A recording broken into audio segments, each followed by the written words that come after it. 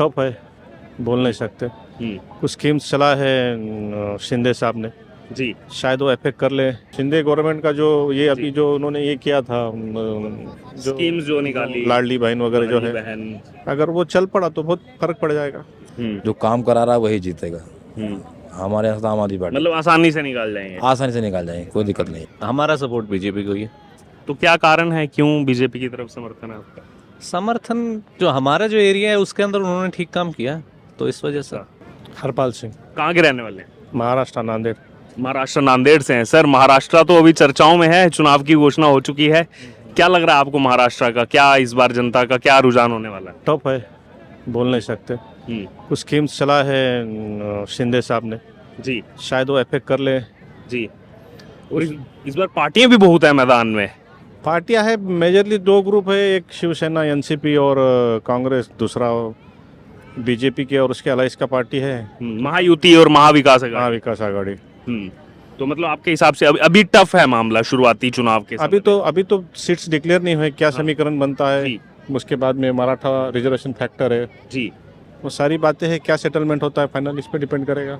मतलब कि जो सीट बंटवारा भी होगा कि एनसीपी के खाते में कितनी जा रही हैं, कांग्रेस के खाते में फिर लोकल कैंडिडेट्स का क्या रहता है, लोकल कैंडिडेट्स का उसका उसके गांव में या उसके कॉन्स्टिट्यूंसी में क्या उसका ताकत है, इस पे भी डिपेंड करता है।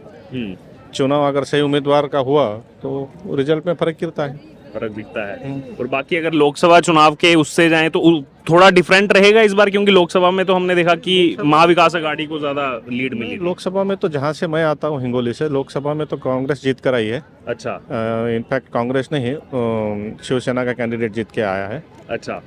तो है, काफी उनका सपोर्ट है, अभी बता नहीं सकते क्या होगा। लेकिन विधानसभा में थोड़े मुद्दे अलग रहेंगे, लोकल मुद्दे अलग है, और जैसा जैसा कॉन्स्टिट्यूंसी छोटी होती जाती है, लोकल सब्जेक्ट्स आते हैं, बातें होती है। और अगर शिंदे गवर्नमेंट का जो ये अभी जो उन्होंने ये किया था जो स्कीम्स जो निकाली, लाडली बहन वगैरह जो है, अगर वो चल पड़ा तो बहुत फर्क पड़ जाएगा। उसका भी फर्क पड़ेगा। 288 सीटें हैं कुल। 288। ठीक। लेकिन एक चीज मैं जानना चाह रहा हूँ, जैसे आप महाराष्ट्र से आते हैं, मान लीजिए अगर जैसे दोनों गुटों की अगर बात की जाए, आपकी प्रेफरेंस आप किसको देखना चाहते हैं सीएम कैंडिडेट? मतलब अगर विपक्ष की भी मैं बात करूं, वो तो खैर डिसाइड कर ही नहीं पा रहे हैं कौन सीएम कैंडिडेट होगा। एक साथ ऐसा नहीं है। हाँ।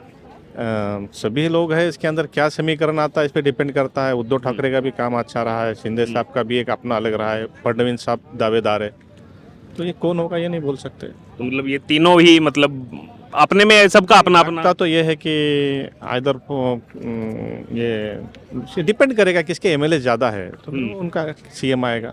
अगर कोई भी ग्रुप के अंदर जो भी जिस भी अलाइंस के सीट ज़्यादा है, जी, ऑब्वियसली उनका सीएम रहेगा। लेकिन पिछली बार तो अलग हो गया था, जैसे महाराष्ट्र में बीजेपी की 106 थी लेकिन उद्धव ठाकरे अड़ गए, और फिर वो तो कुछ सिचुएशन उस समय की अलग थी, अभी वो बातें नहीं रही है। हाँ, अभी पूरा बदल गया है। चलिए ठीक है, बहुत बहुत धन्यवाद सर। Thank you. जी सर, क्या नाम हुआ आपका? राजकुमार कश्यप। कहाँ के रहने वाले हैं? दिल्ली के।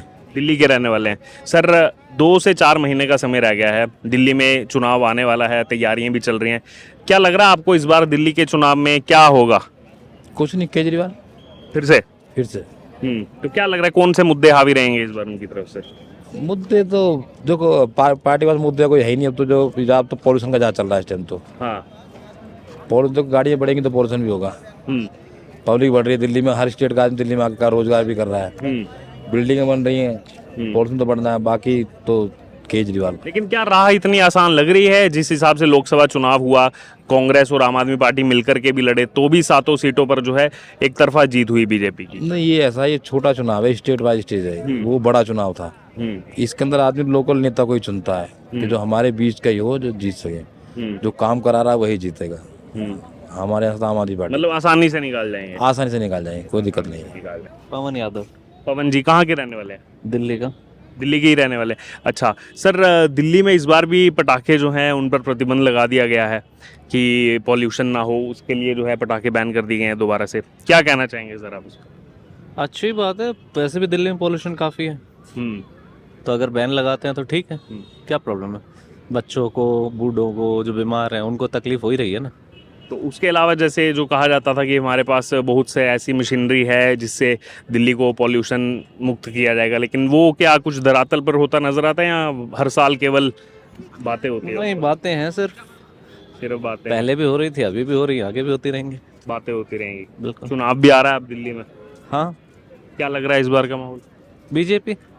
बीजेपी हाँ कैसे हराएंगे केजरीवाल को? 62 सीटें थी उनकी पिछली बार 70 में से। हाँ, पिछली बार थी, लेकिन ठीक है, देखते हैं वो तो।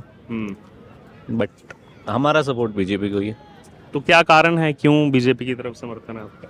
समर्थन जो हमारा जो एरिया है उसके अंदर उन्होंने ठीक काम किया, तो इस वजह से मतलब लोकल आप कैंडिडेट? हमारे लोकल कैंडिडेट के हिसाब से बात कर रहा हूँ, बाकी जो हाई लेवल पे है वो तो ठीक है, जिनकी भी आती है।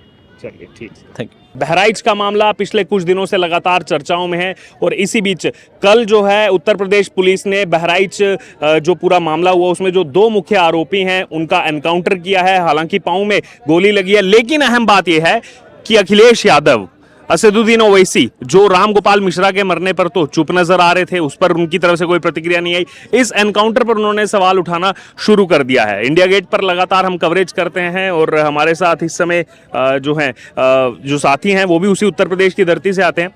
बहराइच में जो ये मामला कुछ दिनों से चल रहा है, राम गोपाल मिश्रा उसको मार दिया जाता है, उस पर अखिलेश यादव कुछ नहीं बोलते, ओवैसी कुछ नहीं बोलते, लेकिन कल वो मुख्य आरोपियों का एनकाउंटर किया जाता है तो सब एकदम से आ जाते हैं और फिर से योगी जी पर सवाल उठाने लगते हैं। क्या कहेंगे आप इस पर? कहना ये चाहते हैं, अखिलेश यादव जी को पहले बिरादरी का जो आदमी मारा था एनकाउंटर में, तो अखिलेश यादव जी खूब उछल रहे थे।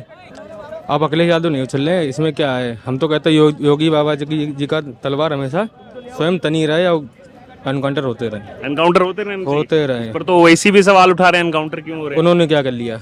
वो भी तो वहाँ पे हैं हैदराबाद के। हाँ। तो उन्होंने क्या कर लिया? अखिलेश ने भी सरकार में क्या कर लिया था ये बताइए? वो तो छूट देते थे खुले, तो कोई दिक्कत नहीं, हमारी सरकार हम निपटा लेंगे। वो तो ये कहते थे, हमारे बाबा कहने में मतलब नोबेल नोजल सिलिप प्रभु से मेल, सीधे प्रभु से मेल। तो इसी पर तो सवाल उठाते हैं अखिलेश यादव की न्याय जो है वो कोर्ट देगा, ये क्यों जो है यहाँ पर डायरेक्ट न्याय देने के लिए लगे हुए हैं? नया तुमने इन्होंने कौन सी दे दी थी यहाँ? इन्होंने कोर्ट पे तारीख पे तारीख देते रहे थे ये लोग। हमारे बाबा तो सीधे कहते हैं, सीधे जो करेगा वो भरेगा, सीधे ऊपर जाओ, सीधी सी बात। सरताज तो कल तो मार दिया, पर उनके पाँव में गोली लगा है, एनकाउंटर हुआ है, 2 का हुआ है। 2 का, हाँ। वो तो सीधी सी बात है। हमारा तो बाबा का यही है कहना है कि बाबा हमेशा अपराधी को बख्शो मत, सीधे वो कर दो। और उसके बाद और भी 5 आरोपी इसमें पकड़े गए हैं। अब जो है दरपकड़ तेज हो गई है यहाँ पर यूपी पुलिस की। वो तो अच्छी बात है, खूब अपराधी को भी सबक मिलना चाहिए, जिसने जैसा किया है वैसा करना चाहिए। लेकिन क्या लग रहा है, आने वाला जो चुनाव होगा उत्तर प्रदेश में, योगी आदित्यनाथ को कटघरे में खड़ा किया जाएगा विपक्ष की तरफ से इन मामलों को लेकर? कि देखिए तो एनकाउंटर ही कराते रहे, लोगों के घर ही उजाड़ते रहे। तो उससे ये तो विपक्ष मुद्दा उठा रहा है ना, उठाने तो उससे क्या मतलब है? तो पब्लिक जवाब देगी ना विपक्ष को। वो तो आएगी तो योगी बाबा सरकार आएगा 3.0। अच्छा, अभी से 3.0 की तैयारी हो गई है। 3.0। चलिए ठीक है, चलिए धन्यवाद।